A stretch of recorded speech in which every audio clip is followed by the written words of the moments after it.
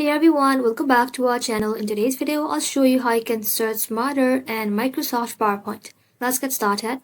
So, open up your Microsoft PowerPoint application in your PC. And then here, if you want a quick information about a word or object, all you have to do is simply highlight a word. After that, right-click onto it.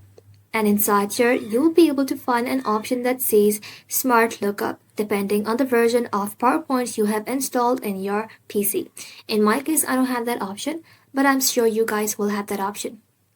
After that, PowerPoint will pull information from internet and show it right on the side of your screen. This is great for definition, facts, or quick research without leaving PowerPoint.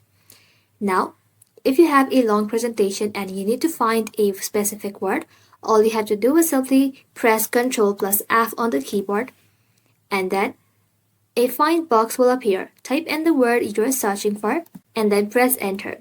And just like that, this makes it super easier to locate text without scrolling through every slide manually. That's how you can search Smarter in Microsoft PowerPoint. If this video was helpful, leave a like and sub, and I'll see you in the next one.